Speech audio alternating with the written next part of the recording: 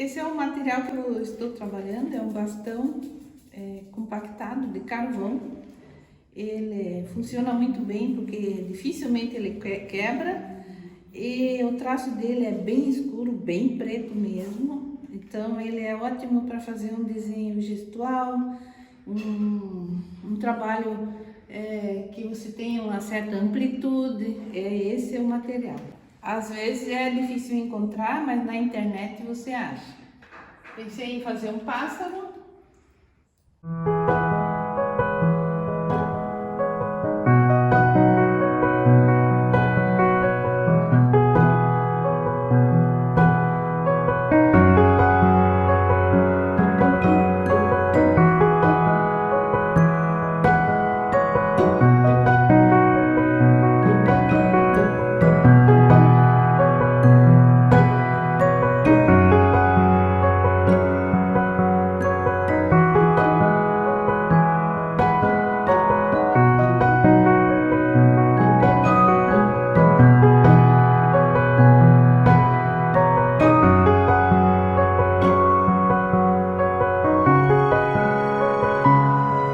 O Carlos está viabilizando, que eu acho que soma muito para o conhecimento do movimento artístico da cidade. E isso também é um incentivo. Eu considero que podemos dizer que a questão da arte deve ser realmente mostrada e não apenas gratuitamente, sim, assim, ver os reais valores, mostrar caminhos, opções, né? Eu até esqueci de falar, mas assim, o tratamento formal cabe mais no meio acadêmico, né? Eu diria que nós somos assim mais estejamos mais à vontade, certo? Certo. Como que eu comecei? Como a maioria dos artistas já começam desde criança, aí depende muito do incentivo da família e assim você vai somando. Vai procurando caminhos, alguns vêm ao teu encontro até, outros você tem que realmente procurar, e são acasos da vida que nos levam a fazer algumas escolhas, entre elas está o caminho da arte. Foi o que aconteceu, eu acho, no meu caso. A senhora desde criança gostava de desenhar, de pintar, como é que era isso? Já pintava, assim, assim, minha mãe me colocou numa aula de pintura. Sim, sempre tem, né? Com 11 anos de idade.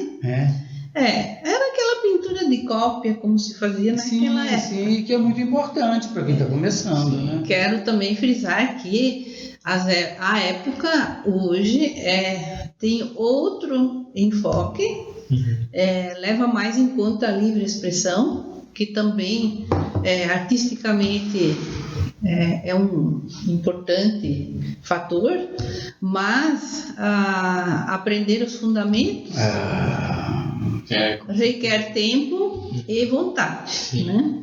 E dedicação. Então eu vi que através, como se fazia nos primórdios aqui em Joinville, se copiava muito, ou digamos assim, só se copiava. Muitas montanhas com paisagem com neve, a gente fazia. A gente não tinha nem pensado em fazer um desenho de observação, coisa que eu só vim a conhecer bem mais, assim, uns 20 e poucos anos, quando me inscrevi na Casa da Cultura. E lá eu vinha ter aulas já antes, foi depois que me inscrevi na Casa da Cultura, tive aulas com o professor Vitor Curzanceff, e depois ele saiu de lá e deu aula para um grupo no ateliê dele. Sim. E me convidou e, claro, eu aceitei. Então me valeu muito, principalmente, conhecer cores, coisas assim, misturas de carmim com verde, umas coisas, eu achava super estranho aquilo. Até que um dia, comprando material escolar, o que eu digo, às vezes a gente esbarra no caminho. Às vezes as coisas procuram a gente, Fui comprar material escolar na FENAME. A gente tinha aqui um local aí na Rua Alto Bem, para a venda de cadernos, livros escolares, e na estante estava A Cor Inexistente, do Israel Pedrosa. Um livro. Acho que era ou a primeira ou a segunda edição desse livro. Sim. Já me interessei, olhei assim por alto, vou levar. E a partir daí eu comecei a estudar as cores, me aprofundei bastante, eu achei que foi muito importante. E fui fazendo aulas na Casa da Cultura. E a senhora pintava assim, aquarela, óleo, giz, ou era tudo? Aí foram fases. Né? Mas nesse início era mais o que? Mais pintura a óleo. Né? Era o que desenho aqui em Joinville, assim, não tinha. Era mais o clássico, né? O óleo. Era mais pintura a óleo. E depois é que entrou a parte de guache, então aí já eu matriculada na Casa da Cultura, fui aluna do Edson Machado, do Hamilton Machado, tive outros professores, assim, uma que era boa, mas agora não lembro assim, o nome de todos também. E a partir daí, então, tivemos desenho de observação. Ai, que maravilha, eu fiquei encantada. Fiquei. Desceu uma sensação. Eu nunca teria imaginado de observar uma coisa na minha frente e desenhar aquilo ali. Bom, eu gostei e fui aperfeiçoando. Foi assim um aprendizado que levo pela vida. Então, a partir daí, eu procurei. Vou dar um intervalo assim que na época meu filho mais velho teve muitos problemas desde nascença e eu vivia sempre numa peleja para ver se ele realmente ficava bem, né? Era a sua missão, né? E fiz tudo que pude, muitos tratamentos aqui em Joinville, fui com ele para São Paulo, tentei assim até onde eu pude alcançar. E com isso muitas vezes eu tive que parar os meus trabalhos de arte. Né? E ele veio a falecer aos 16 anos. Sim. Eu posso perguntar o que ele tinha, dona? Se não for ele já nasceu com um tumor no cerebelo. Mas como na época a gente não dispunha de tomógrafo veio depois. E no início, aliás, se dizia que aquilo dava câncer, igual o celular também, né? Que todo mundo achava que dava câncer. Bom, deixa... Até pode, né? Não, mas o tomógrafo foi uma coisa muito recente, né? Pois é.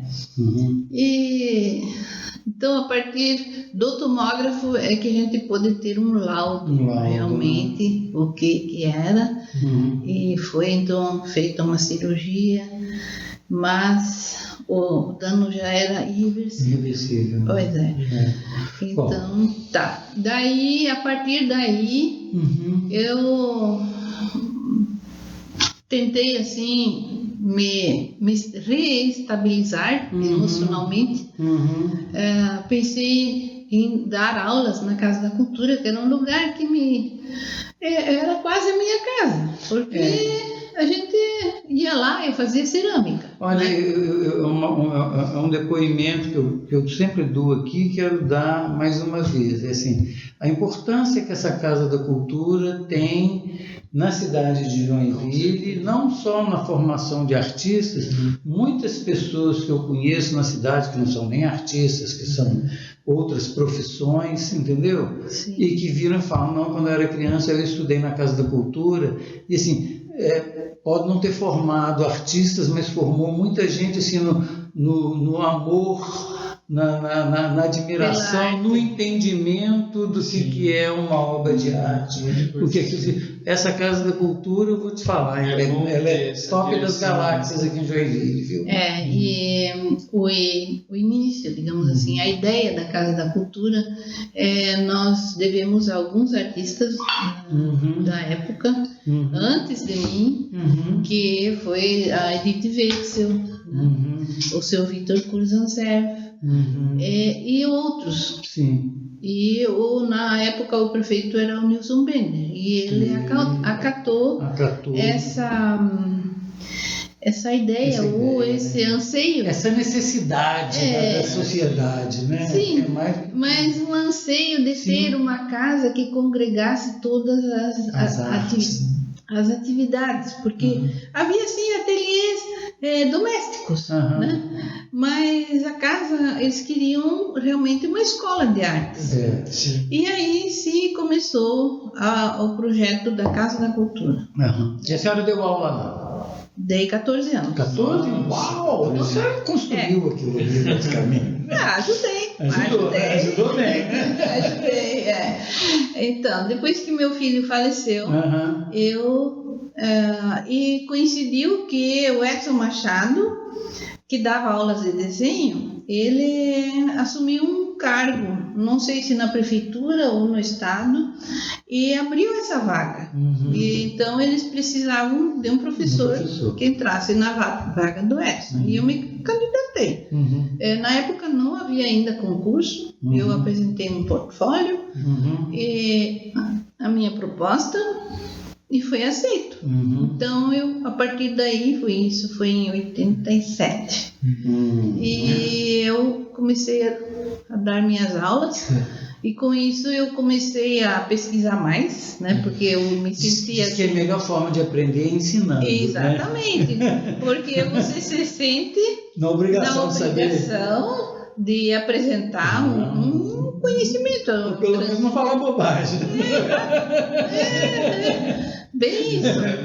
E a partir daí eu procurei elaborar muitos materiais que eu precisava para as aulas, porque a gente dispunha de pouca coisa, assim, até eu tinha, mas eram livros, alguns que eu trouxe de viagem, então...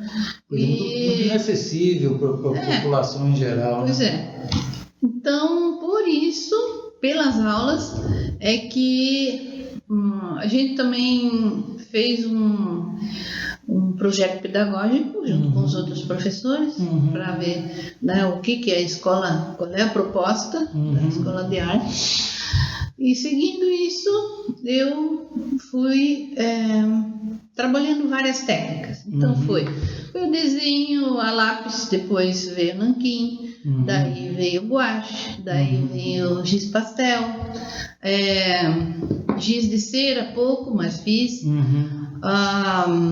Daí pintura a óleo, pintura acrílico também entrou, colagem também fizemos.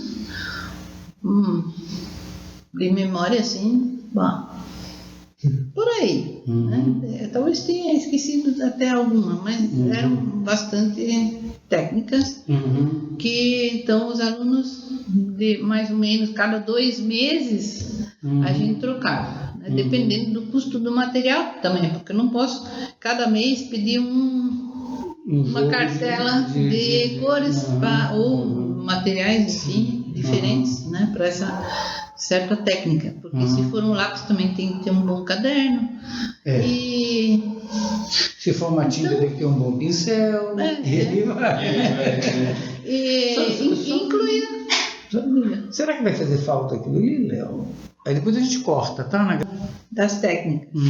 Paralelamente, eu fazia os meus trabalhos também. Pesquisei laca nitrocelulose, que é a laca Duco, que é de carro, né? É de carro. Tinta de carro. Pesquisei, fiz inclusive um recipiente aquático grande, assim, para caber uma folha inteira de tamanho A1. E a partir como que é essa técnica? Água? É sobre água, E Você com tinta e automotiva? Sim, você... Geralmente eles fazem água, assim, eles jogam a água e daí tu vem com a... Mas eu daí coloquei outros elementos. Temperos, né? Eu vi que eu tinha que achar uma maneira de controlar um pouco aquela tinta que era assim imediata, né? Ela se espalhava muito rápido e para que eu tivesse algum controle eu fiz alguns núcleos fechados de tinta que eu ia abrindo depois e aí eles se mesclavam.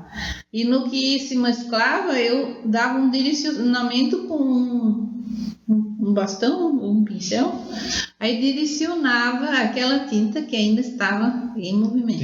Entendi. Com isso saíram trabalhos bem bacanas. E a senhora tem esses trabalhos ainda?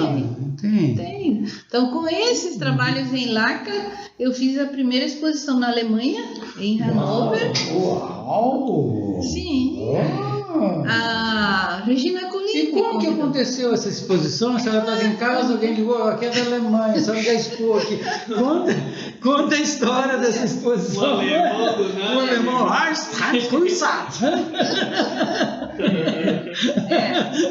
Não, eu vi que tinha uma boa quantidade já, que daria para encher a galeria da Casa da Cultura ali, Victor Cruz. E mostrei o que eu tinha e pedi para expor. Sim. Então foi me concedido. E a senhora nessa época ainda dava aula na Casa da Cultura? Sim. Dava aula e fiz a primeira exposição em lacas. Sim. E foi um público recorde. Eu lembro que na época já foram 2.500 pessoas. Uau! Porque... Isso hoje em dia é muita gente até para internet. Você não tem nem que sair de casa. Porque foi... era abstrato, tinha também, junto com o efeito da laca, eu coloquei colagem, eu coloquei spray com moldes, por exemplo, fazia uma forma. A senhora tem foto dessa. Depois a senhora passa pra gente, vamos colocando, ilustrando. Sim. Olha, eu estou vendo que a senhora é Bom. Pela necessidade, a gente se sente estimulado. Né? Essa questão da laca foi uma brincadeira. E a senhora passava isso tudo para os seus alunos nas suas aulas? É que a laca não tenho como passar, porque ela é tóxica. Eu preciso trabalhar de máscara. Aquelas máscaras de gás, né? E a tinta... Igual o negócio da Segunda Guerra Mundial. A tinta é cara, ela só posso trabalhar com lata, assim, de 1 quilo, eu comprava. É o menor volume. Então, assim, para os alunos eu não passei a laca, eu só dizia como se fazia, passava, mas né? quem quisesse, eu não podia ali, por exemplo, trabalhar com uma técnica que desse algum problema, porque eu só podia trabalhar 2 dias, no terceiro eu já tinha sintomas intestinais. Mesmo de máscara? Sim, porque a máscara para gases, assim, só se for assim, aquela de mini. Mas quando o gás é muito forte, vai até pra pele. E aí também por essa razão eu parei. Por que pinta carro? Tanto que eles vão todos vedados, não é? Mas pelo amor de Deus, você já entrou numa oficina que pinta carro?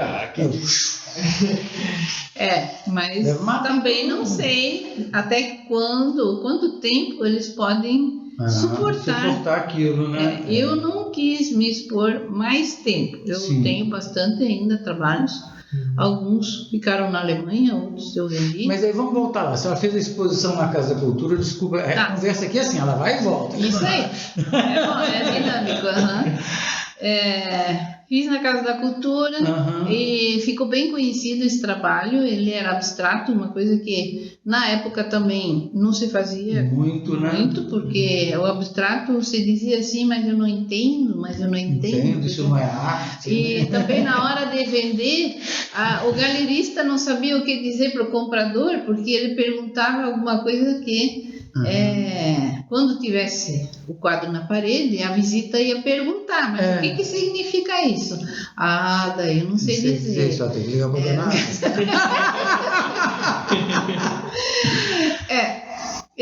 Então, a gente superou todas essas questões, né, do abstrato. E como então, é que foi parar da Casa da Cultura na Alemanha? Para a Alemanha. Aí a Regina Colin, que é uma conhecida minha desde adolescente. Sim. E ela ainda hoje é ligada à Sociedade Cultural Alemã.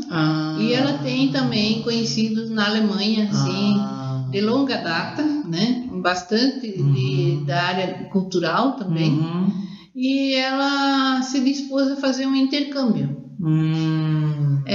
Então, primeiro vieram para cá, para o Brasil, veio um escultor de pedras. Ele faz lápides de túmulos, mas faz também esculturas em locais públicos. E excelente, assim, E a mulher que veio, ela é artista do papel.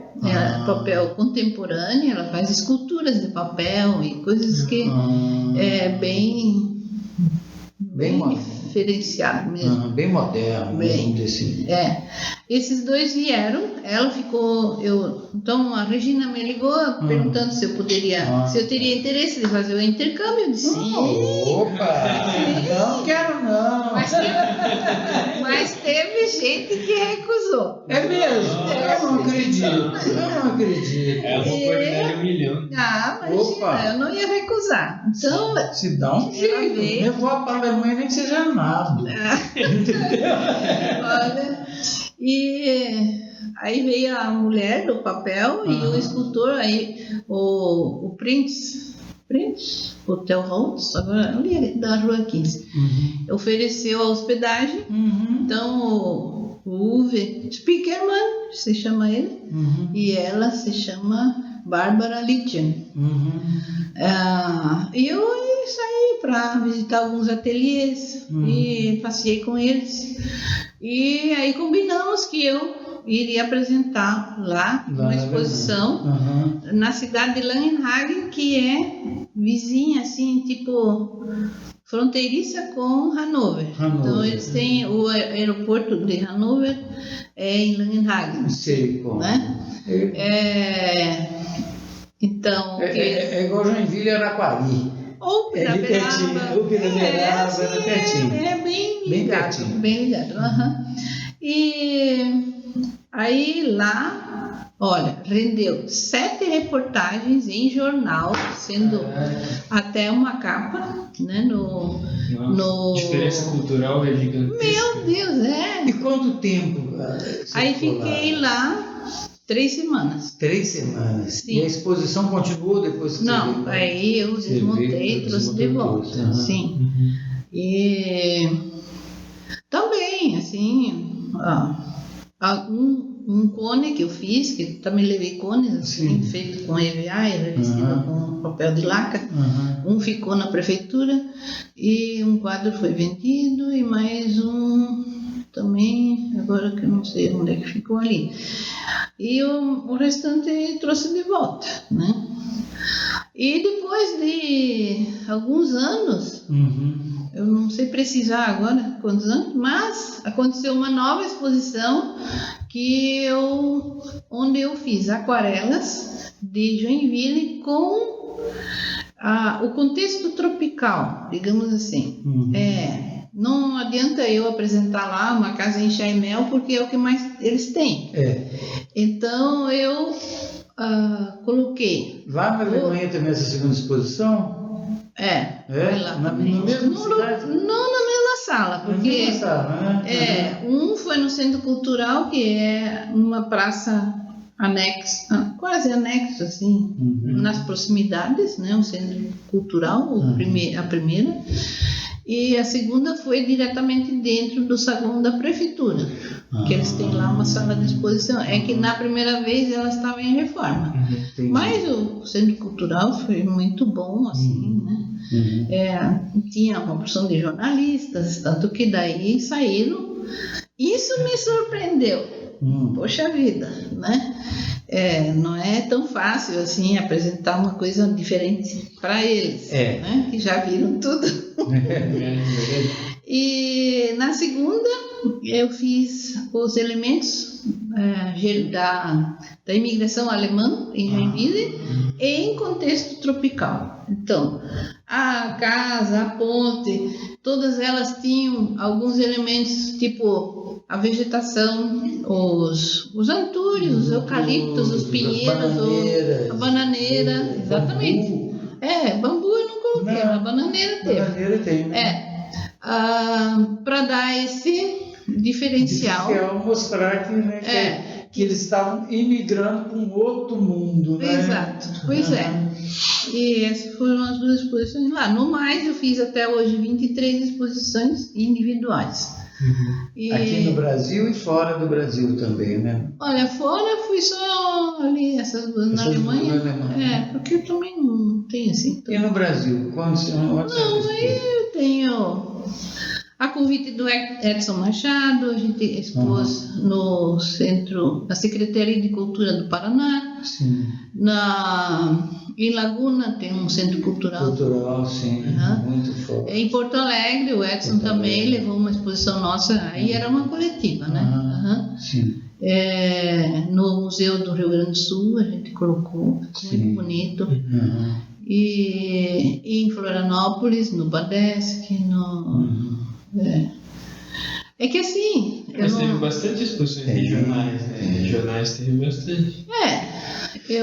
E sempre, assim, pelo visto, dona Asta, assim, a senhora é uma estudiosa, não só é uma grande artista, né, como é uma estudiosa não só da arte, da história da arte, da cultura que envolve as artes plásticas, mas também de técnicas, né? A senhora faz questão de conhecer o fundamento das técnicas, trabalhar aquilo, desenvolver, crescer dentro daquilo. A senhora, assim, essas exposições a senhora fez, assim, foram técnicas mistas, variadas, foi só de aquarela, de desenho, que pelo que eu conheço da obra da senhora hoje, que a senhora traz aqui, eu tenho a honra de ser o fornecedor de molduras para os seus quadros, a senhora está numa fase que a senhora trabalha muito com um desenho abstrato, com gestual, carvão, grafite, né? Eu gosto de desenhar, gosto. Eu gestual. E aquarelas, mas assim, a senhora ainda usa muitas outras técnicas? Como que... Atualmente eu estou fazendo aquarela enquanto eu espero o livro, né? Sim, nós vamos chegar no livro. Tenho feito aquarelas para isso eu saio com minha máquina fotográfica e vou pelos caminhos do interior aí de Joinville e vendo algumas imagens que podem, na minha opinião, podem render uma aquarela bonita. E eu acho que tem bastante. Tem. Assim. Aqui a gente tem alguns exemplos. Então, assim, aqui atrás também. Eu gostaria de fazer uma exposição só de aquarelas. E eu já convidei a senhora, já franqueei aqui o nosso espaço. Para a gente seria uma honra receber. São aquarelas lindíssimas, assim, de uma delicadeza. Aquarela, para mim, na minha opinião modesta, de uma pessoa que não é um profundo entendedor de técnicas de desenho, de pintura, eu acho que deve ser a coisa mais difícil do mundo. Porque é uma aguinha que você joga ali e você tem que contar com o movimento dela depois da pincelada, né? Ela não... eu não vou dizer que é fácil. A gente tem que ter uma noção de cores, de soma de cores ou de subtração também, né? No caso a neutralização, como obter uma neutralização de cor, tem que saber na aquarela, senão vai ficar só cor primária. Eu não sei nem o que é neutralização de cor, quanto mais... Aí entra o estudo, né? E a teoria das cores, que na aquarela ela é aplicada na prática. Aquele negócio do ciclo cromático, Sim, né? e dali parte para as cores opostas que vão dar essas cores neutras. Né? Então, não é um mistério, é só questão de estudar. De estudar e praticar, né? Sim. Estudar e praticar. E ter talento também, porque eu acho que não basta só. Eu vi uma ex-aluna sua, Silvana, que é uma mestra aquarelista também. Eu vi ela desenhando aqui, ela usa uma tinta aguadíssima. Uma aguinha assim, e ela jogava aquilo assim em cima da tela. Eu falava assim, que diabo que é isso? É uma poça d'água? Aí a tela vai absorvendo aquilo, vai virando desenho. Eu achei isso a coisa mais linda do mundo. Como, né, Léo? O Léo estava aí junto vendo. Como, cara, é louco demais. O desenho não se forma a hora que você pinta, ele tem um tempinho e ele vai caminhando. Vai caminhando. Às vezes você direciona ou você impõe um limite. Ou você, né? Só pode ir até aqui, daqui para frente não dá. Tem essas pequenos artifícios também que a gente vai dominando com a prática, né? Não é um bicho de 7 cabeças, não é, mas tem que ter a prática, senão não vai ser. E vou fazer uma outra pergunta, para a gente, assim, que um dos objetivos desse nosso canal aqui é mostrar a pessoa por trás da arte. Que muitas vezes todo mundo só entra em contato com a arte, assim, vê a obra e tal. E por trás de cada obra tem um artista, tem uma história, tem um caminho, uns vão por um lado, outros vão para outro, entendeu? E todos, quem somos nós para dizer o que é certo e o que é errado? Mas, assim, julgue quem quiser depois o trabalho final de cada um. Sim. A senhora... Quando que a senhora, nessa caminhada que a senhora fez dentro da arte, que a senhora parou e falou assim, eu sou uma artista profissional? Né? Quando que cai essa... Eu gosto de fazer essa pergunta. Apesar do começo já ser quase lecionando. Teve uma estradinha. Uma estradinha longa antes de começar a lecionar. Na época, teve a Mostra dos Novos, que era... Mostra dos Novos era na Galeria da Casa da Cultura. E no mesmo ano também teve os Novos do Museu de Arte. Sim. Então nessas duas eu participei. E aí você já caiu e falou assim, meu caminho é por aqui. Se conseguir aprovar um trabalho, todo mundo pensa assim. E na época os critérios eram mais rígidos, eu considero assim, porque, olha, nossa coletiva de artes aqui, que aparentemente acabou, eu não sei se acabou mesmo, mas vinham críticos renomados de fora de Joinville, porque era assim um trabalho extremamente sério e valorizado de escolher os artistas que iam participar da coletiva. Então quem passasse ali já estava. Bilhete premiado. E quem não passasse, às vezes não se conformava, só ia chorando. Eu vi algumas cenas assim, né? E a pessoa daí queria entender por que não. Isso também, assim, a gente também questionava que era uma seleção meio, como é que eu vou dizer, sem dar explicação, sabe? Mas como explicar, né?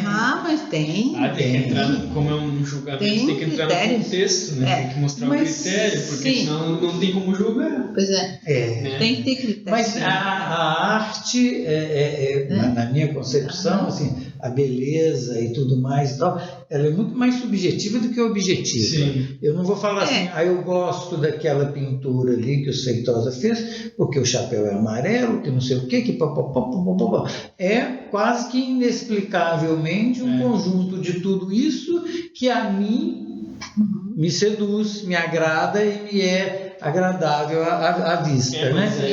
Mas pode parar uma outra pessoa aqui, pode ser você, pode ser qualquer outra pessoa, que vai falar assim, eu já não posso. Esse homem me dá medo. Mas aí... Como? Mas eu acredito que o julgamento para uma seleção não tem a ver com a obra. mas sim com o contexto do artista, como ele entrega, como que ele age, como que ele faz. Eu acho que é um contexto mais da pessoa. Pessoalmente questionei alguns critérios ou não critérios, né? Por exemplo, na única vez que foi aberto aos artistas acompanhar a comissão julgadora, e eu percebi que os jurados perguntavam: quem é este artista? E tinha uma pessoa que era de Joinville que ia lá e explicava. Eu entendo assim, que o que está sendo julgado é a obra e não o artista. Não o artista. É igual aquelas audiências para músicos dessas orquestras sinfônicas, que é às cegas, né? O artista que vai candidato à vaga fica atrás de um biombo, e quem vai julgar o som dele nem vê quem que é, só escuta. É que nem foi no passado, ano retrasado, eu participei de uma seleção do Luxemburgo ali, e foi a mesma coisa. Só pessoas que tinham uma formação acadêmica já longínqua, um negócio bem conceituado, passou. E não, ao meu ver, não foi julgada a obra. Foi julgado o currículo da pessoa. Tem isso que deve ter um peso também, mas não deve ser decisivo. Não pode ser decisivo. Não pode ser decisivo. Mas ele tem que ser bem claro, porque tipo, tem taxa de tudo, né? De poder participar. Isso aqui, então você tem que falar, não. A pessoa que vai ter chance vai ser a que tem um currículo acadêmico, mais voltado para a cultura. Os critérios. Eu concordo. Eu acho que as regras do jogo não são claras. As regras do jogo, porque daí uma criança que tem um puta talento olha aquela imagem, tipo, querendo participar e não tem nada dizendo, tem que ter o critério, tem que ter uma formação acadêmica. Aí ela vai com aquela gana para participar e se decepciona porque eles não foi às claras, né? Foi meio que para ganhar dinheiro. Isso é tudo muito discutível, né? Não, quando eu pude dar a minha opinião, minha posição, eu sempre me posicionei a favor dos artistas. Mas o tempo passa, os valores mudam. E hoje a gente vê que existem realmente outros critérios. Né? E aí, vamos voltar lá. A senhora falou assim, agora eu sou uma artista. Passou lá no julgamento, na coletiva, ganhei uma menção honrosa na coletiva. Daí foi muito legal. Aí a senhora começou a trabalhar como artista, claro, eu me entusiasmei, fiz mais desenhos. Mas eu produziu mais, começou a vender. Qual foi a sua primeira venda? Assim, é pouca, né? Eu não sei se eu devo falar aqui, mas mulher artista também não vende, sabe? É mesmo. É verdade. Eu acho que a modernidade. Poxa, até na arte, gente. Eu acho que a modernidade. Pelo amor de Deus. A modernidade atual já é muito mais bem vista. Tanto que eu comecei a arte por artistas mulheres. A primeira pessoa que me inspirou foi uma mulher que eu olhei e falei, é surreal o trabalho dela. Mas eu acho que talvez. Na época, assim, eu sempre lembro que um livro lançado pelo Museu de Arte de Santa Catarina sobre o acervo, havia 42 artistas, sendo 40 homens e 2 mulheres. E como tem artistas mulheres em Joinville. Pois é, quando você vê que qualquer curso de escola de artes tem mais mulheres do que homens, mas na hora de vender ou também depende do vendedor, mas depende muito do comprador também, né? Mas que do século XX para trás é uma época muito machista. Isso está começando a melhorar agora no século XXI. A gente vê escândalo atrás de escândalo. A gente vê os escândalos, mas a gente ainda vê o mulher no espaço a mais. Não sei nem se eu devia falar isso aqui. Mas assim, a gente vê publicamente. Não vou falar porque eu não gosto de entrar na seara política. Mulheres sendo destratadas com uma falta de educação. Que você fica assim olhando por autoridades que você fala assim, gente, isso está acontecendo. Eu aprendi na minha pobre, educação, primeiro tratar todo mundo com respeito, especialmente as mulheres. Você tem que ter uma deferência especial. Eu aprendi assim. Mas ainda há esses resquícios de barbárie. Dá para dizer que é uma barbárie, né? Mas hoje, pelo menos, está engatinhando, melhorando, apesar de ter alguns casos específicos, a gente vê que a mulher tem espaço. Não, claro, a mulher tem espaço. A mulher hoje em dia tem muito mais poder de se autodefender. Tem toda uma legislação que, pelo menos na intenção, visa proteger, entendeu? A igualdade está deixando de ser uma coisa abstrata e está virando uma regra efetiva, legal dentro da sociedade. É assim que tem que ser, gente. Pelo menos as oportunidades têm que ser para os dois. Tem que ser, mas a gente ainda vê muito desses negócios. Os salários são menores, os valores das obras de arte devem ser menores, tudo ser menor por quê? Gente, não é pelo talento, né? Eu ofereci meus abstratos em Camboriú, numa galeria. Sim. Aí ele disse bem claro, em todas as letras, que, olha, abstrato aqui o pessoal acha bonito, mas não compra. Pois então, do que o artista vai viver, né? É que eu nunca dependi diretamente de assim, sobreviver da arte, mas sim, as aulas durante um período foram um esteio para mim. Sim. Na época da hiperinflação eu fiquei viúva. Sim. E aí, o que veio, mal dava para comer. Que maluquice que era aquela época. Uma loucura.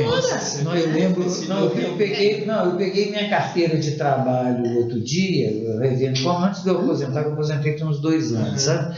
Aí eu peguei minha carteira de trabalho, comecei a folhear. Em 1991, 92, sabe qual que era o meu salário? 45 milhões de cruzados. Eu falei assim, eu já fui milionário. Aí, o valor era não valia nada. Não valia nada. A pensão que a gente recebeu era calculado 12 meses sem reajuste. Então, chegava no final de 12 meses não tinha nada. Porque a inflação chegou a 100%. Ao mês. Nossa, tinha até uma piada no jornal, um cara perguntando pro outro, como é que tá a inflação? O cara falou assim, 100%. Você tinha que aplicar em overnight. Quer dizer, o dinheiro, de um dia para o outro. A aplicação valia de um dia para o outro. Não, e todo mundo, até tomador de conta de carro na rua, aplicava no overnight. Isso aí. Era uma ciranda completamente maluca. Nossa. E eu lembro, a gente estava trabalhando assim, aí alguém gritava lá, salário caiu na conta. Saiu todo mundo correndo para o supermercado. Para comprar, se você comprar de manhã e comprar à noite, tinha variação de preço. Tinha variação de preço. Então, nessa época, me salvou o dinheiro que eu ganhava dando aulas. Né? Pelo menos era reajustado mensalmente. Né? Sim, porque eu não lembro bem como era, mas provavelmente... Alguma coisa, né? Uma coisa mais cruel. Dos itens. E a senhora mantinha um ateliê em casa, uma escola, ou só na Casa da Cultura? Eu tive o ateliê na minha casa durante 18 anos. 18 anos? Antes ou depois da Casa da Cultura? Antes e depois. Eu tive, assim, eu dei 3 anos de aula na Casa da Cultura. Meu marido ainda era vivo e ele disse não, porque eu voltava muito frustrado, porque eu via assim, eu queria melhorar, fazer mais, assim, pelo ensino da arte. E às vezes faltava o material que eu precisava, enfim, e aí, claro, me queixava em casa, né? E ele disse, então era melhor tu sair de lá para não ficar assim, com essa lamentação, né? E um dia ele me trouxe um dinheiro, tá aqui o dinheiro, você pode agora fazer o seu ateliê. Foi isso que ele fez. Nossa, pelo menos ele tinha ainda a percepção daquilo, a importância que era para você, porque a gente vê muitos casos de o oposto. E eu fiz o ateliê. Sim, aí o ateliê inaugurou em agosto e ele faleceu em novembro, no mesmo ano. Mas aí eu já estava, vamos dizer assim, estruturada em casa, daí eu já tinha saído da Casa da Cultura, tinha ficado lá 3 anos, aí dei 18 anos de aulas, e após isso, o ateliê também deixou de ser uma novidade, né? As pessoas cansam, elas querem migrar para outras coisas. Sim. E eu vi, então, no início eu tinha 50 alunos e tinha fila de espera. Uau! Bastante gente. Isso, né? Bastante gente. E depois de 18 anos, eu fiquei com 8 alunos. Eu digo Mas assim, durou muito tempo. Durou. 18 anos é uma vida. Aí eu pensei, não, eu não posso me manter, né, assim. E aí saiu um concurso pela Fundação Cultural, e justamente um era o desenho anatômico. Eu disse, é nesse que eu vou. Porque eu já tinha estudado, eu tinha feito curso em Curitiba, fiz com a Lélia Brown. Praticado. Eu mesma ia de carro, quintas-feiras à tarde, ia para Curitiba fazer o curso de desenho anatômico. Desenho vivo, com modelo vivo. Foi muito bom, tecnicamente. Ela me deu assim uma experiência, né, de como trabalhar com o modelo vivo. E a partir de depois, quando eu fiz o concurso, daí a vaga foi para mim. Então eu entrei na Casa da Cultura. A senhora também é danada, né? Mas ela vai daí. Eu chegava. Eu tô batalhando. Dá licença que eu vim pegar minha vaga aqui. Deixa eu pôr minhas coisinhas aqui já. Mas diferente de muitos, ela já ia se preparada. Com não existe sorte, existe preparo. Existe preparo. E tinha uma outra vaga, não lembro bem. Acho que era da escolinha. Digo, não, eu gosto de criança, mas assim, eu quero mais a parte teórica, sabe? Um desafio um pouco mais, né? E aí eu optei pelo desenho anatômico, já estava com o curso feito. E, bom, deu tudo certo, então eu trabalhei mais 11 anos. Na Casa da Cultura. Então, somando com aqueles primeiros 3, dá 14. Né? E aí eu me aposentei. Aí já estava fora daquela maluquice de hiperinflação, né? Sim. Sim, depois até me ressarciram. Eu fui ressarcida pelas perdas. Daí tenho que falar também, né? Falar que. Sim. Mas veio depois. Não, eles recalcularam. Né? Sim, viram que aquilo ali era uma loucura. Não, era mesmo. Era sim, porque... Eu acho que eu ganhei uma grana também desse negócio aí de um dinheiro que ficou não sei aonde, retido, não sei. Tem muitos ainda com fundos. O Brasil é um país confuso. O plano Bresser, o plano Collor, o plano Zélia. Um dia eu vi uma foto daquela mulher, eu passei rápido e falei, essa aí foi uma mancha negra, me desculpa, mas enfim. A gente lá no Brasil hoje não é um país, como diz, não sei quem que fala assim, o Brasil não é para amadores. Mas isso aqui já foi mais confuso, né? Olha, quem viveu sabe. Melhorou bem. Pois é. Então, pelo menos a parte monetária do país está razoavelmente equilibrada, eu acho, comparando com o que a gente já passou. Pelo amor de Deus. Não, era uma insegurança, Léo. Não, você não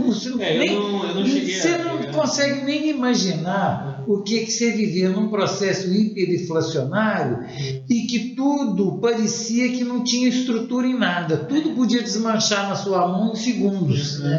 Era viver numa incerteza ao limite extremo da incerteza. Assim, a gente vivia, não sei como, assim, no automático. Eu estava vendo uma live e eles estavam falando assim, a gente está vendo uma fase que grandes potências viveram também. A gente pelo menos está caminhando pela melhora, porque eu dou exemplo dos Estados Unidos, mas eles são muito mais velhos que o Brasil, né? Eles têm uma história muito maior. Eles estão mais ou menos na mesma idade. O que eles têm maior do que a gente é um período muito maior, desde a independência deles até hoje, eles conseguem manter um um sistema razoavelmente confiável e democrático. Aí você pode até falar que isso, que aquilo, que fulano isso, que lá passou por um momento, todo mundo passou, mas de 4 em 4 anos eles vão lá, tiram o cara e botam outro. Entendeu? E não tem essa maluquice que está acontecendo no Brasil. Tira o cara, bota outro, ninguém aceita e pronto, acabou, vão parar tudo, não valeu. É mais ou menos igual os critérios lá da arte lá, né? Bom, mas isso é... Então, agora, voltando, né? Eu estou agora fazendo aquarelas e desenhos a carvão. Né? Olha, os desenhos a carvão, nós vamos pegar. Ela tem um projeto, eu falo isso que eu fui honrado com a dona Assa trazer aqui e me mostrar. Ela tem um projeto de uma exposição, cara, nós vamos ter que pôr aí para todo mundo ver. Eu tenho... A senhora me passou por e-mail lá. Cara, os desenhos da dona Assa são assim... não são atuais, não. Eu acho que eles estão assim, um passo lá na frente. Eu acho que eles são atemporais. Atemporais, mas assim, tá muito legal, cara. Eu não sei como explicar. À medida que eu estou falando aqui, vai mostrando alguma coisa. Até o vírus da Covid está lá no meio, lá.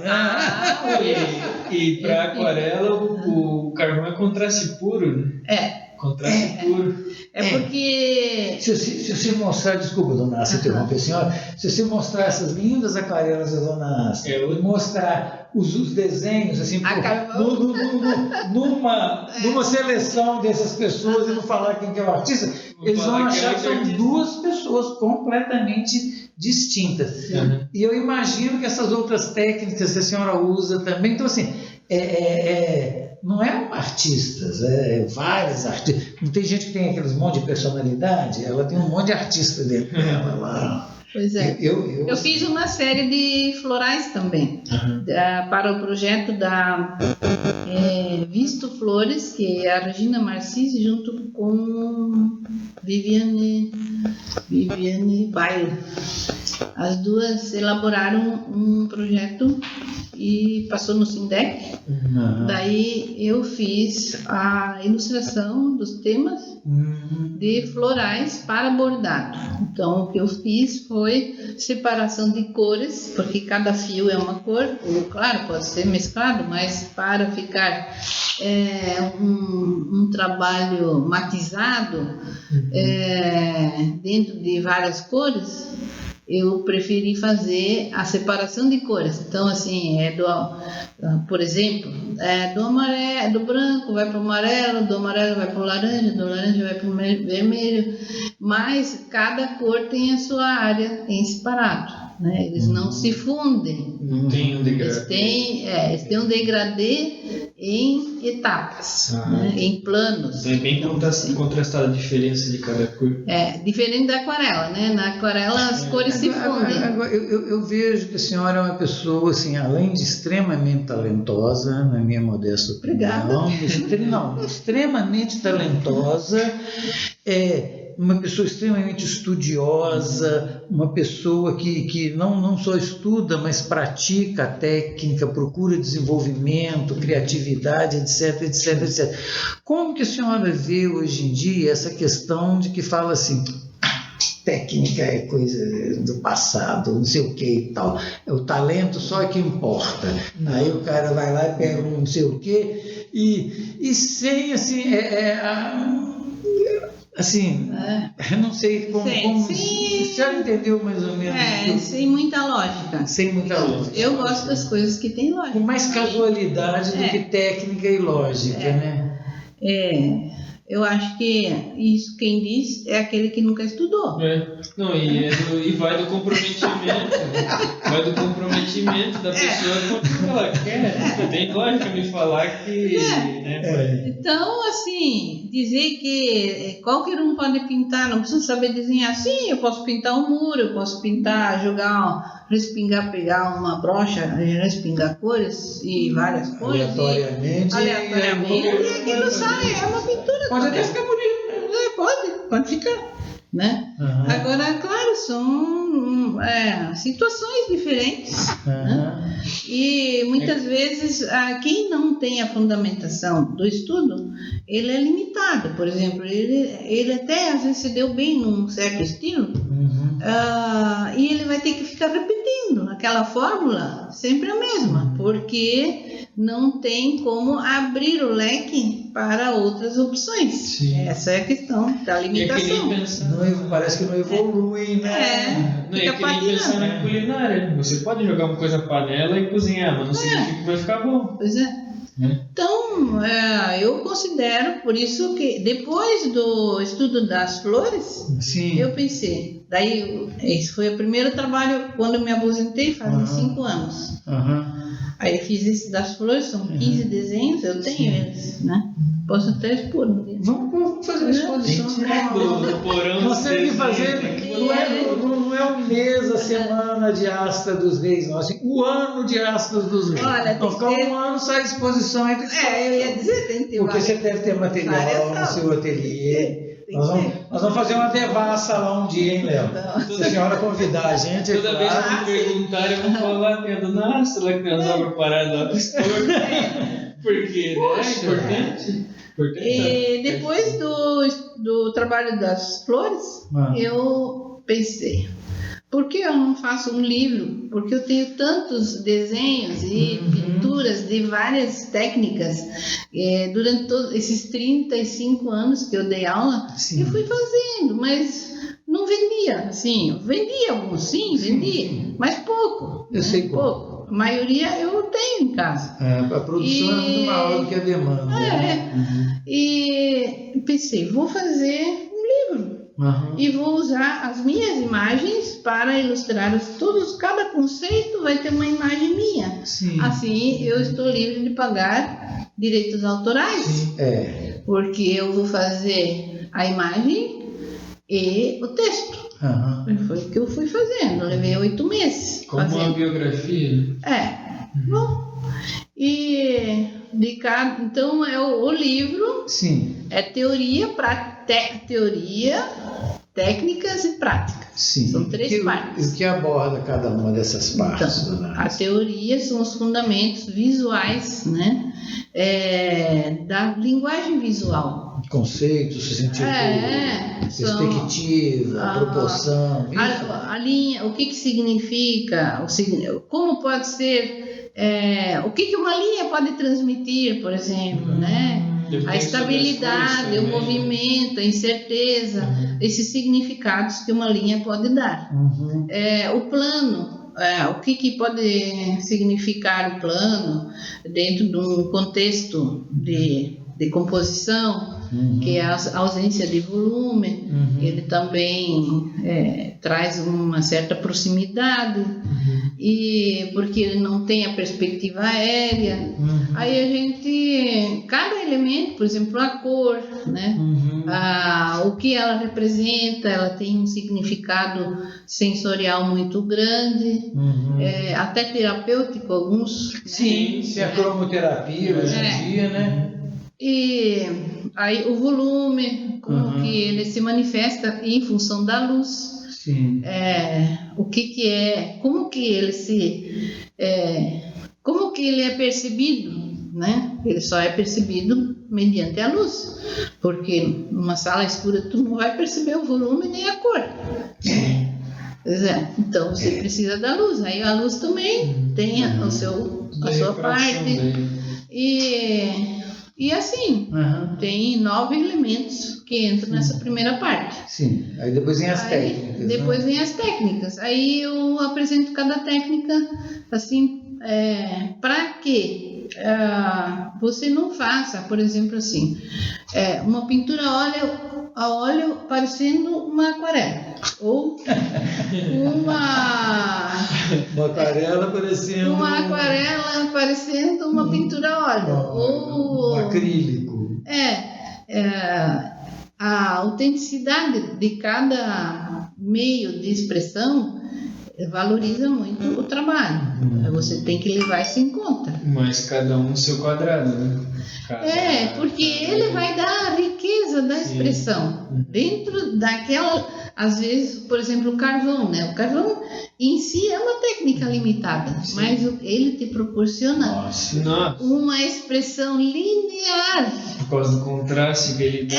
Ele te dá um movimento que qualquer outra técnica não vai dar. Você pode até pegar um pincel. Eu falo como cúmplice e já vi em primeira mão. Cara, o negócio é doido demais, bichos. Eles têm um carvão da Dana Asta, é doido. Eu acho muito massa. É punk, cara. Muito me ajudou nesse sentido da linha. Foi uma oficina trazida pela Embraco. Logo que eu comecei na Casa da Cultura, eles trouxeram um japonês, de São Paulo, mas ele é japonês, e ele se propôs a dar um curso de desenho em uma semana. Aí ele quis juntar 50 pessoas na minha sala de aula. Eu disse, não, isso é impossível, tá 50 pessoas aqui dentro. Depois ele fez. Ele colocou... Não fala de impossível que japonês. E nem de espaço. No lugar a gente bota uma pessoa, o japonês põe 5, tranquilo. O país deles é uma representação disso. Ele fez. Eu era daí coordenadora. Eu tinha recém começado. E aí eu tive que trabalhar junto com ele, assim, né? Como organizar, como é que nós vamos fazer e tudo mais. Então ele dividiu em 5 grupos. Cada grupo tinha um cavalete. E ganhava os materiais, que era a folha de tamanho A2 e mais um grafite integral. E vamos trabalhar. Foram 2 horas para preencher um quadrado preto. 2 horas de linha, de traço. Traço. Tanto que no fim do exercício a tua linha estava com uma beleza, porque você era como fazer um treinamento para um atleta. Eu considero a precisão do traço. Porque as pessoas aprender a riscar, ter segurança no traço. Sim. Porque às vezes a pessoa diz assim, mas eu não sei desenhar. Pois é, mas você também não fez nenhum exercício para ser disciplinado. A gente vai começar a aprender a escrever. Você não pega o lápis e está escrevendo. Você faz pauzinho, faz bolinha, faz quadradinho, depois você começa a fazer A, B, depois vai treinando. Aí você vai fazendo linha cabeluda, é aquela de tracinho pequenininho assim, e vai fechando, essa é a linha. A linha mais insegura que tem é essa, né? E para você ter realmente um traço que é uma linha, aí você tem que se disciplinar. Até escrever, se a gente passa muito tempo sem escrever, tem gente que tem o hábito, às vezes, sei lá, você passa um tempo sem escrever. Na hora que você pega na caneta e depois de um tempo sem escrever, você vai escrever, você sente assim, fica a sua letra fica, né? A sua letra fica assim meio garranchada. Uma coisa que me ajudou, quando eu cheguei a fazer um curso de tatuagem, eu treinava com o lápis, a maquininha ela tem um peso, então eu tinha que desenhar com o peso da maquininha, então eu tinha que ter mais força no dedo para fazer o traço. E aquilo ali me ajudou a ter precisão, porque eu tinha que ter o peso no lápis para poder Tem que treinar. E aquilo ali, quando eu fui pegar a posca levinha, que eu fui mexer... Aí você já estranhou. Não, nunca estranhei, meu traço estava 1000 vezes melhor, estava muito mais preciso, né? É mesmo. Mas aí esse japonês, olha, abriu assim para mim, como a gente diz, abriu a cabeça. Abriu uma avenida, né? Eu digo, olha, nunca imaginei que isso daria esse resultado. Nossa. E tenho ainda guardados esses desenhos de achuras. Outra exposição. Haja espaço para fechar essa boca, não dá. Tenho uma exposição de achuras, né? Tem. E a terceira parte do livro? E a terceira parte são as práticas. As práticas são assim, como fazer uma pintura a óleo assim em poucos passos. Eu dou algumas orientações básicas, o que é importante numa pintura a óleo para você executar, vamos dizer assim. Paciência é o primeiro passo. Eu acho que pintura a óleo, na minha modesta ignorância, pelo que eu vejo dos artistas fazendo e tal, eu acho que pintura a óleo, para mim, eu acho que é que eu melhor me adaptaria, sabe por quê? Porque você vai lá e mete o óleo lá, e saiu errado, você vai lá e mete o outro por cima, se não acertou naquele, você pinta outro, você põe quantas camadas você quiser. Agora, aquarela não, você fez lá, errei, e agora? Então eu procuro colocar quais são as características de cada técnica. Por exemplo, a pintura a óleo tem secagem lenta. Então, para o iniciante é melhor, né? Você pode retocar à vontade. Pode aí tirar, você, no dia seguinte, você continua ali onde você parou, coisa que no acrílico não dá para fazer. A pintura a óleo... A senhora, eu querendo interromper mais uma vez, a senhora tem obras a óleo também? Tem. E que a senhora pintava a óleo? Abstrato, paisagem, figura humana? Olha, a pintura a óleo é boa para figura humana, rosto, por exemplo, né? Os antigos, os clássicos. Todos foram pintados a óleo. Não quero dizer que uma pintura acrílico fica maravilhoso também, mas aquela pintura com a modelagem da figura, aquela textura que dá, que você parece que vai pegar só assim, na pintura a óleo, aquela modelagem, aquele degradê, né? Não que não dê para fazer em outra técnica, também dá, mas o óleo vai ser muito específico nessa parte de secagem e na fusão das tonalidades. Então você pode fazer, né, com toda a calma. Se o telefone tocou, você pode atender sem problema. Levantar do banheiro, pode ir. Isso, né? Daí eu falo do acrílico, né? Quais são as vantagens. Quer dizer, a secagem rápida às vezes é uma vantagem. Você quer fazer várias camadas, né? Quer fazer uma textura. Aí você faz um básico, com espatulado, com esponja, com o que você quiser. E em seguida, dali a 1 hora, aquilo já está seco e você faz outra camada, faz uma transparência, pode fazer uma aguada também, né? Não que seja igual a aquarela, né? Mas dá para fazer.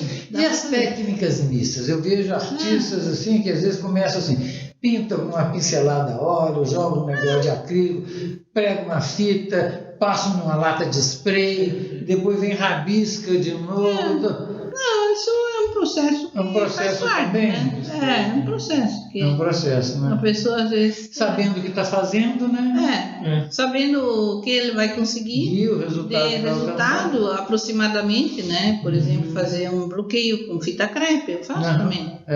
Para que serve um bloqueio? Essas coisas assim que eu vou falando nas técnicas. E o livro, quando é que sai, dona Asa? Estou batalhando. Mostra aí a capa do livro. Gente, olha... Vou mostrar aqui, tá? O projeto já está todo feito como se diz? Pela Lei Rouanet foi aprovado o projeto do livro para 1000 exemplares e agora está em fase de captação pela Lei Rouanet, quer dizer, o incentivo através do imposto de renda. E... no caso, também está incluído no projeto a exposição dos desenhos a carvão. Esses que eu estou apaixonado por eles. Isso. Aí vou fazer também incluso no projeto palestra na abertura e lançamento do livro. E depois ainda algumas palestras em escola pública. 6 palestras vou fazer também. Tudo isso faz parte do projeto. Só que agora a gente está precisando do apoio, né? Quem puder apoiar. Pessoas físicas ou pessoas jurídicas, empresas. Gente, eu vou dar o meu depoimento. Eu tive o prazer de ver os originais. A dona Assa trouxe aqui um dia, me deu a honra de conhecer todo o trabalho do livro. Assim, o livro está uma coisa impecável. É uma coisa, vocês viram a entrevista da dona Asta, assim, a meticulosidade dela, a curiosidade, a dedicação ao estudo, ao empenho, tudo isso é condensado nessa obra, que ficou linda, eu não tenho outro adjetivo para dar, né? Ficou muito bonita, assim, interiormente, a forma, o conteúdo, tudo muito legal. Então eu convoco assim as pessoas, né? Assim, não é uma doação, é uma parte do imposto de renda que vai ser abatido, né? Pessoas físicas, pessoas jurídicas. Eu já estou assim tentando entrar em contato com pessoas que eu sei que gostam disso. Eu não tenho acesso a grandes empresas, mas assim os pequenos empresários que vêm aqui, que são meus clientes, a gente está trabalhando também para tentar. Porque pode ser qualquer valor. Pode ser qualquer valor. A única restrição, assim, o imposto de renda da pessoa física tem que ser no modo completo. Aí você tem a opção de colocar o incentivo fiscal para a cultura, né? Como que é esse negócio? Porque tem no imposto de renda, você tem, na pessoa física, você tem o modo simples ou o modo completo. Declaração, né? Isso. Sim, declaração completa. É claro, tem que ter imposto a pagar, né? Para descontar. Claro. Então, é de 4% a 6% do valor devido. Isso aí. Que pode ser para...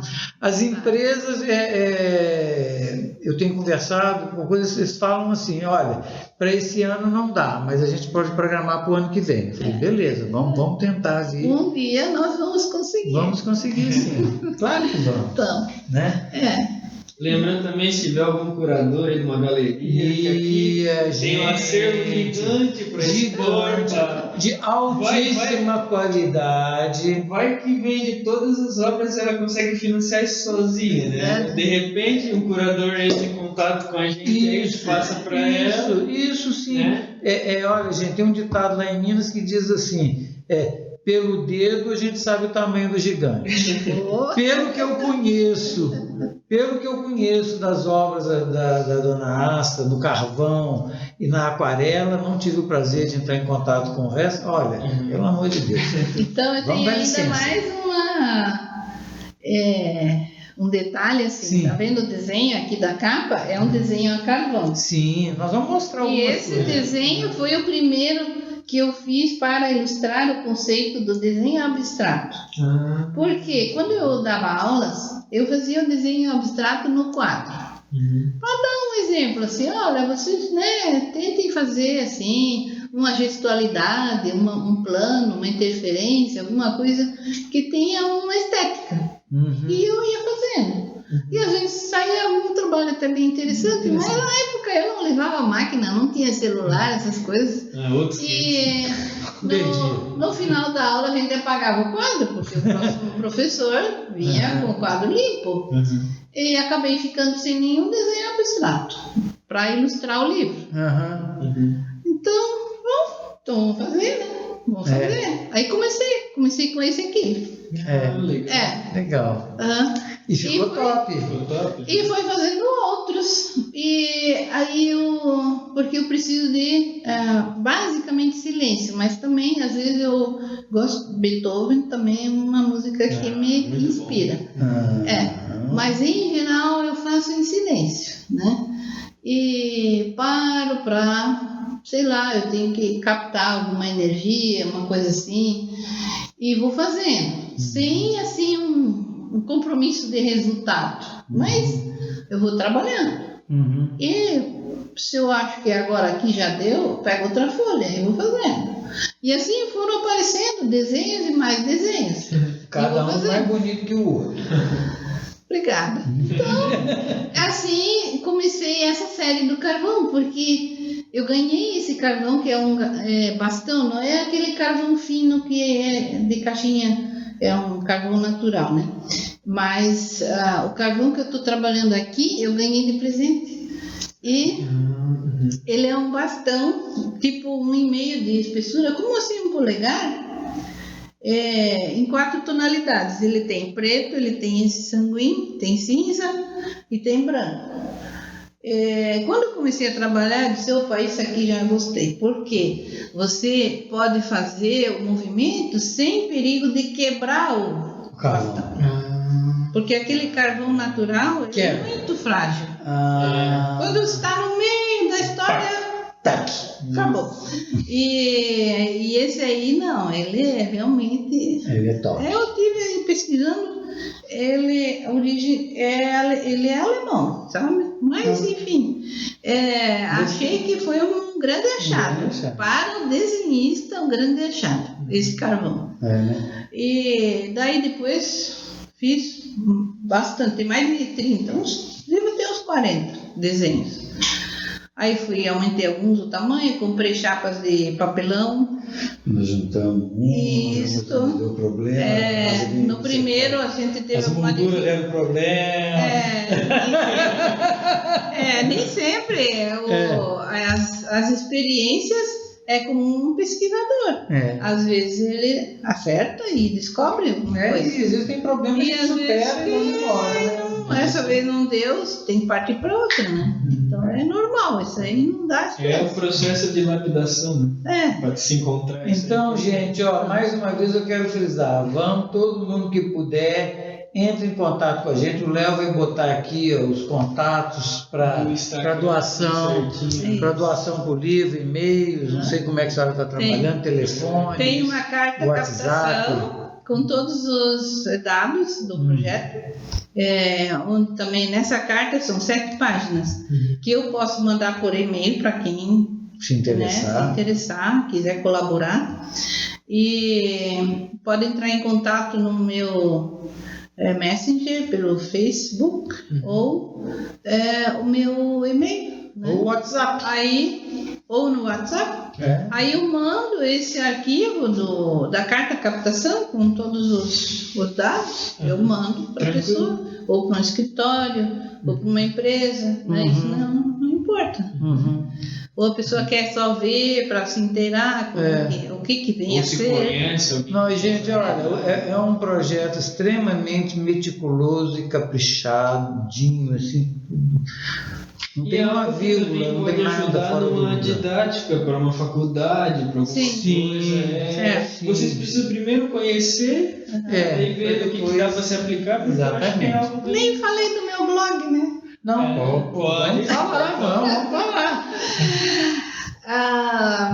Há uns 6, 7 anos atrás, eu falei pro meu filho, eu disse, eu gostaria de postar alguma coisa que, assim, fazer uma temática, né, uma postagem. Ele disse, você pode fazer um blog e tal, né, eu digo, mas então, aí ele fez a estrutura, montou o esquema, e eu até hoje estou preenchendo, tenho 34 postagens temáticas, o blog é didático para arte, né, e tenho agora, até escrevi aqui hoje. Vamos lá. Hoje, 58.350 acessos. Opa! Do mundo inteiro. A maior quantidade de acessos vem da Indonésia, da Turquia, do Brasil, Estados Unidos, Alemanha, mas isso depende da época. Tem épocas que a maior parte vem de Hong Kong, vem da China, e assim, do Canadá também. E o blog da senhora está em português, Ana? Sim, eu que escrevo tudo. E é visto no mundo todo. Mas o navegador ele tem um modo de tradução automática. Eu não sei como é que eles captam. Eu não sei. Não, ele tem só sei que falam que entra. Não, tem um modo de tradução automática, você vai clicar e já muda a página inteirinha para o teu idioma. Olha. Pois eu me surpreendi, porque, claro, eu imaginei que alguém ia ver, mas assim, tão longe, né? Tanta gente, né? Assim, é uma coisa que Gente, 50 mil pessoas é uma cidade. Pois é uma cidade inteira. E tem dias que dá mais de 150 acessos. Num dia só. Tem dias, não é todo dia, né? Às vezes dá 50, às vezes dá menos. Depende da época do ano, por exemplo, final de ano, às vezes feriado, o pessoal não acessa muito. Aí vai aparecer aí, nas letrinhas aí também, o blog, viu? Eu vou botar na descrição aqui, mas só o pessoal clicar e já poder entrar. Então, eu não ganhei, até hoje não ganhei nenhum centavo com esse blog. A única forma é se tu botar no AdSense, lá tem cadastrar ele na Google, só que daí tu vai estar sujeito a aparecer propagandas no teu blog. Já teve, mas aí eles mudaram o sistema e eu não só consegui. Que o acesso ele vai dar moeda, centavos, coisa mínima. Assim. 3 centavos, umas coisas assim, né? Mas se você sabe fazer, até vou te convidar para dar uma assessoria. Esse cara aqui entende tudo. Eu sou meio analfabeto nesse negócio. Porque eu não consegui fazer dinheiro com isso ainda, tá? Não, vamos fazer. Não, mas eu acho que dá para cadastrar lá e ver, né? Se a tendência for sempre estar postando, acho que dá para fazer. E o blog está ativo ainda? Tá, porque eu quase posta semanalmente. A última temática que eu fiz foi contraste da imagem. Esse eu fiz através de foto. Os outros, a maioria, são técnicas, por exemplo, tem aprenda aquarela, tem pintura a óleo, tem todas as técnicas, assim. Tem bico de pena lindos, alguns até de alunos. É mesmo? Deixa eu entrar numa seara que me deu curiosidade agora. Eu estou vendo que a senhora gosta da modernidade, do novo, da inovação. A senhora já trabalhou com esse aspecto da arte digital, a arte feita dentro do meio digital? Pois é. Esse cara aqui, olha, ele entende tudo, ele desenha cada coisa linda dentro do celular. Eu não entrei nessa área. Olha aqui, depois aqui ele vai mostrar, a senhora vai pirar, viu? Pois é. Isso pira. Sei que é um negócio meio viciante, né? Dá para chegar uma ferramenta nova. Dá para chegar uma ferramenta nova, super potente. É que assim, quem tem os fundamentos da linguagem faz qualquer outra coisa. Muda a ferramenta. Se liguem no Merchan, comprem o livro para você estar nos fundamentos. Para daí. Não vem querer andar de moto sem saber andar de bicicleta, não, porque não funciona. Não, já até o editor até me propôs, porque eu poderia fazer um capítulo de arte digital. Eu disse, olha, eu não vou escrever sobre o que eu não conheço. Então, o que está aqui é o que a senhora domina. O que eu já fiz e a senhora queria falar assim, eu não vou escrever sobre algo que eu não domino ainda. Eu tenho uma frase que sempre falo, nunca diga nunca, porque amanhã você pode estar ali fazendo e falando diferente, pensando... Olha, tem 2 artistas que já vieram aqui que estão totalmente engajados nessa questão da arte digital. Um é o Fox, que está entrando, o outro é o Léo, que ele não só pratica a arte digital, mas começa a passar assim, já fez, tem uma exposição dele top lá no Garten, e mesclando aí fotografia física com desenho, com criação, juntando 2 pessoas numa obra, que é uma coisa também, uma simbiose que hoje em dia é muito possível, né? E os resultados são fantásticos. Inclusive, existem questões que estão aí em discussão, questão da autoria, da originalidade. Você faz uma obra digital, se você quer transformá-la numa coisa, para emoldurar, para pôr numa parede e tal. Essa questão da autoria, eu sempre orientei também os alunos, né? E para mim mesmo, que a gente tem que respeitar o direito autoral, qualquer que seja a imagem. Se você achou bonito, tenta fazer a sua, né? Porque daí ela vai ser realmente a sua imagem. Né? E é tudo muito com ética, assim, que nem eu falei pro seu Carlos, a gente fez o podcast, eu falei, né, no caso, ele entrevistou nós dois, eu falei que a gente quer fazer algo com contrato para é um quadro, mas é só aquele que pode ter. Não pode fazer de novo. Não tem múltiplos. Não, tem, a ideia é não fazer múltiplos, é realmente ser um negócio como uma arte que eu faço à mão. Por exemplo. Eu quero que seja bem visto. Não quero que, poxa, o pessoal comece a fazer, já quer replicar isso e aquilo. Daqui a pouco eu não sei até que ponto você vai ter controle sobre isso, né? Mas... Porque hoje em dia, não, mas hoje é bem rastreável. Hoje dá pra tu...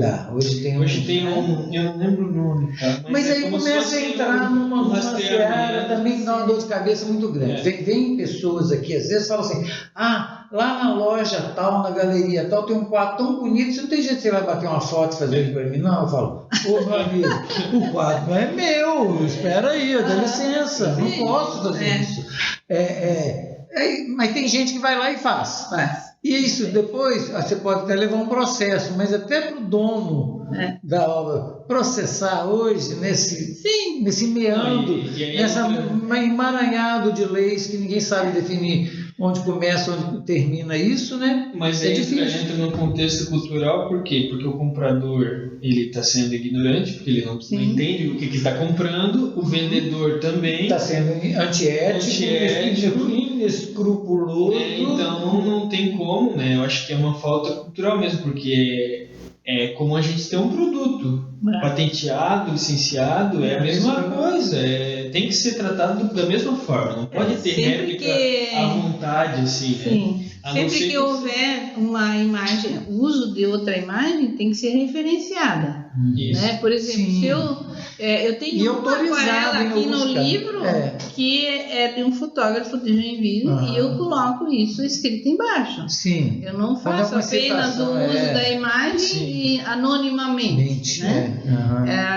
Então essa referência vai credenciar o autor. Isso é importante, porque você está valorizando. Só que também hoje tem muita fragmentação de imagem. Como é que você vai referenciar um monte de imagem picada, né? Aí fica difícil. São problemas da modernidade. Dona Asta, tem mais alguma coisa que a senhora queira colocar? Agora nós vimos. Então eu vou dar os meus recados aqui do canal. Pega aí, em primeiro lugar, quando nós atingimos 200 inscritos, nós estamos sorteando esse lindo porta-retrato. Lembrando para vocês estar mais atentos, já segue a Moldurari lá no Instagram. Vai estar ali embaixo. Assim que bater 200, o sorteio já vai entrar no Moldurari. E pode dar também todo mundo que fizer comentário no canal, já está concorrendo a esse porta-retrato que vai vir junto com uma pintura do rosto, né, da figura do ganhador, que vai ser feito pela Vera Matar. Uma aquarela de Vera, né, com o ganhador. Então, dá essa força aí pro canal, se inscrevam, dê o comentário e concorram a esse belíssimo porta-retrato. A outra coisa que eu quero dizer é um convite à Dona Asta. Nós estamos gravando aqui de frente. Hoje você bate uma foto, Léo, mostra o painel como está ficando lindo. Esse painel foi colocado aqui para regular o som, para não dar eco, sabe? E na hora que se viu uma tela em branco e artistas não teve outra, né? Foi só uma questão de tempo para cada um que vem dar uma assinatura gráfica nesse painel. E no final do ano a gente tem uma ONG que a gente apoia, que é a Nutri Resgate, trabalha com famílias e pessoas em situação de risco. Então a gente vai, não sei se leiloar ou rifar esse painel, e o valor arrecadado a gente vai doar para o Natal, para as cestas básicas e o Natal ceias de Natal e presentes de Natal para esse pessoal. Isso eu deixo a cargo da ONG, né? Ano passado nós fizemos isso com obras de arte. O Jesus Alves doou um quadro e o Dr. Armando, que foi aluno da senhora, né? Ele falou aqui, ele também doou um quadro e nós conseguimos converter esses 2 quadros em 120 cestas básicas. Foi uma vitória para a gente. É verdade. Uma vitória, né? Então eu já estou convidando a senhora para escolher o espaço que a senhora quiser ir no painel e ocupar com a sua arte. Não, até vou fazer, mas eu esqueci de trazer o carvão. Não, mas a senhora pode deixar depois, vir um outro dia, a gente combina. Sim. Eu quero fazer pássaros. Sim. No mar, se vier... Não, mas aí tranquilo. Pode vir a hora que a senhora quiser. A senhora manda. Inclusive, daí eu vou levar os quadros, a gente também... Eu vou ver ainda o que eu já tenho em casa, de aquarela, para a gente combinar uma exposição. Vamos combinar a exposição. Vamos. Vamos sim.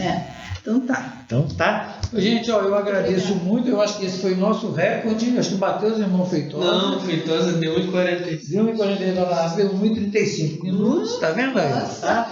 É porque os Feitosa são 2, né, Dona Nácia? E os Feitosa não foi 4 horas que desligou a câmera. Desligou a câmera, porque eles ficaram falando até acabar a bateria. E mais uma vez eu quero agradecer imensamente. Foi uma honra para nós ter uma artista tão qualificada, tão importante na história da arte e da cultura de Joinville, que é o nosso objetivo, mostrar para os joinvilenses se for parar para pensar, seus artistas. Parar para pensar na parte histórica, poxa, quantos anos, quantos artistas não saíram das suas aulas, quantas pessoas não mudaram a mente por conta das suas aulas. 16 anos, gente, eu dei aula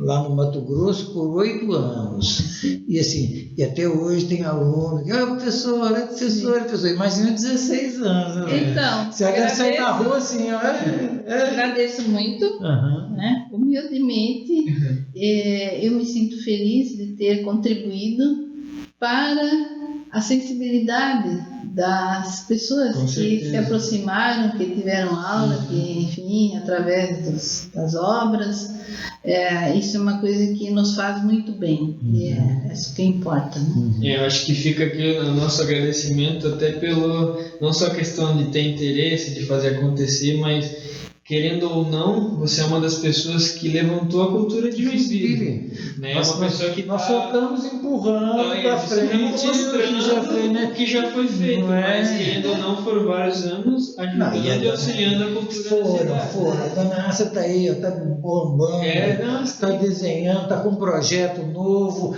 e vai entrar nesse troço digital e você vai ver que é arte digital. Isso eu não garanto.